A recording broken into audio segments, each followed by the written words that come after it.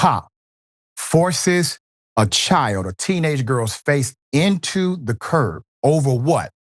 A refund dispute. Put up the picture full mass. Is this protecting and serving? I want you to see this. This man has this child with her face stuffed in the curb. Atlanta Black Star did a great job on the reporting. An Indiana cop was caught on video holding a black girl's face down on the ground. Her hands are behind her back, as you can see. She cried out for her mother. Quote, "I didn't do nothing. Please call my mom." The girl repeatedly yelled over and over as the cop held her down in the 38-second video. Witnesses say the girl may be 13, possibly 14. Okay, it's a baby. Had requested a refund because none of the workers were wearing their required hairnets, which is a violation of company policy to prevent hair from contaminating the food you eat. Now understand, you're dealing with a very young child who likely has very conscientious parents who tell her, you got to care about yourself and care about yourself enough to understand that these rules are not to create turbulence in your life, but it's to keep you safe. That's all. Real simple. All right? So she's aware. The incident took place around 1 p.m., August 15th, at a damn McDonald's. At a McDonald's in downtown South Bend, after the restaurant manager decided, this request is egregious enough. We need to call 911. We need guns here now. Accusing the girl of creating a disturbance. South Bend police spokesperson Ashley O'Chap told local media that the girl had already left the McDonald's by the time the officer had arrived. Now, this is important to note. The girl left the McDonald's by the time the cops arrived. By the admission of the 911 call from the manager, she's causing a disturbance. That's not a crime. The only crime from causing a disturbance is if you are told to leave and you don't. Trespass is only enforced if you make no reasonable effort to exit premises upon being told. She's literally not even there. The video recorded by a witness begins after the cop had the girl's face down on the ground. Witnesses say the name of the cop is Capucha, C-A-P-U-T-A, but there is no evidence of a cop with that name working for the South Bend Police Department.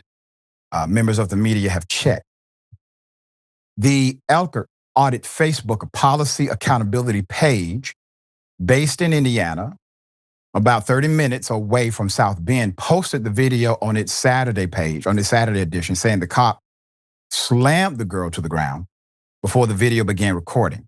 And they may have an eyewitness account who gave them context. So, however, the police union, the union that represents the South Bend Police Department, issued a statement on Facebook accusing critics of, quote, gaslighting the police department by criticizing them over the video, which came across as gaslighting to many of the commenters, ironically.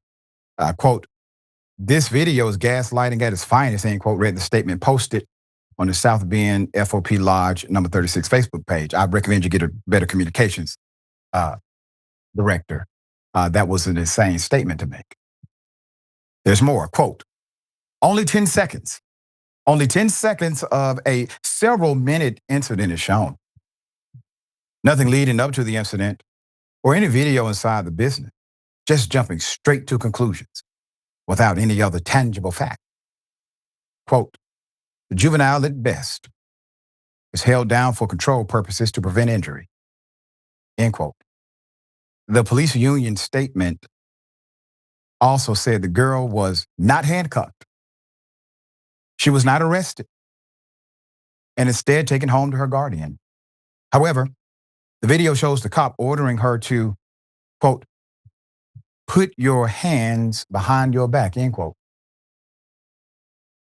while a random white citizen walks up to help him detain her.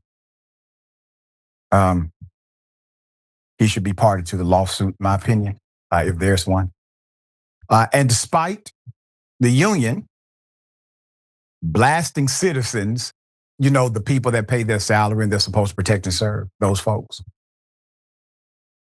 Despite the union blasting citizens for being critical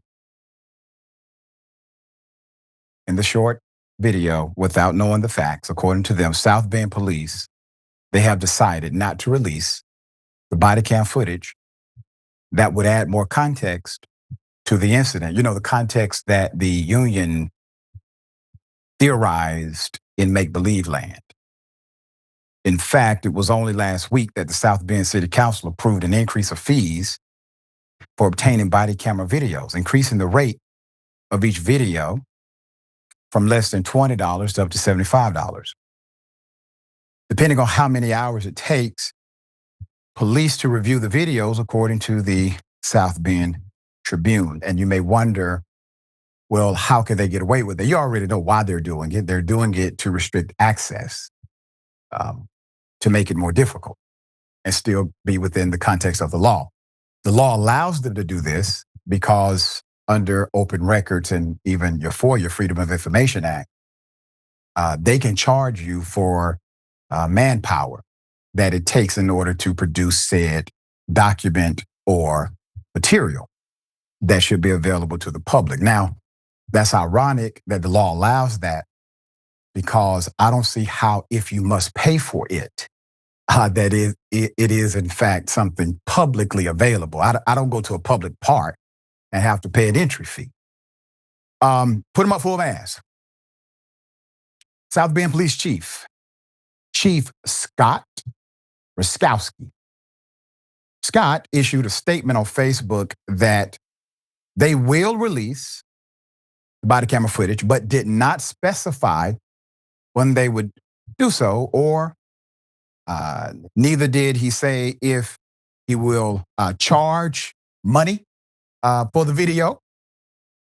The chief said, quote, SBPD is actively gathering further facts, evidence and video surrounding the incident, and all will release additional details, including the officer's body cam footage, as soon as possible. As a reminder, SBPD has a multi-layered review process and will adhere to that review process.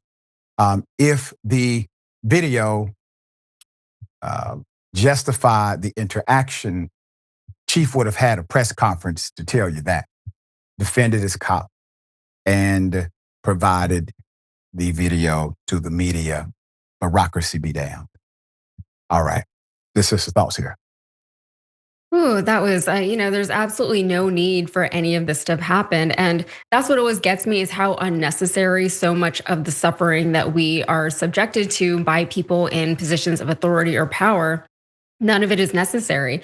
I don't care if this girl was being belligerent in McDonald's. There was no reason for a girl to have her face pushed into the pavement by a grown man. We've all seen grown white adults acting dangerously and erratically in public without getting slammed to the ground. And I'm not saying that I want them to get slammed to the ground either. I'm saying that our cops need to be better at diffusing situations before or without resorting to violence, especially when dealing with literal children. This girl did not have a gun in her hand. She wasn't waving a gun erratically in this McDonald's. Like, she wasn't actually a threat to anyone. These people are not servants of the public. They are not protectors. They're cowards, and they're evidently very bad at their jobs. And they deserve all of the backlash that they're getting from the people of South Bend, Indiana, but now also from the people of the nation. It should be embarrassing for them that they can't diffuse a situation involving a child without resorting to violence. It doesn't make them look big or strong. It makes them look very, very weak. They're also, I'm sure, banking on the fact that it was a Black girl who is involved in this incident, which means that the situation won't be taken as seriously, especially not on a national level, as it would be if it was a white girl. And the reason, or rather part of the reason for that, is that if it is a Black girl, then it's easy for people to compartmentalize that issue, right? That then it's a problem for the Black community. People outside of that community can say, oh, that doesn't involve me. That is for the Black community to address, and sad for them.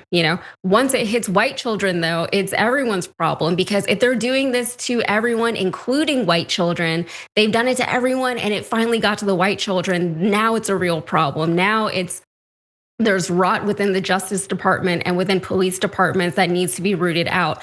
Otherwise, it's just, they do this to certain groups of people, but it's not like a widespread issue. It's not an issue that everyone in the nation needs to concern themselves with, because it only pertains to one particular community. And it's really unfortunate that it is that way, but it is.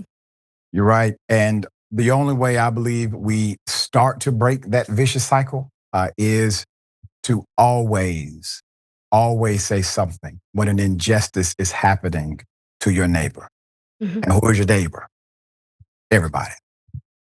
Everybody.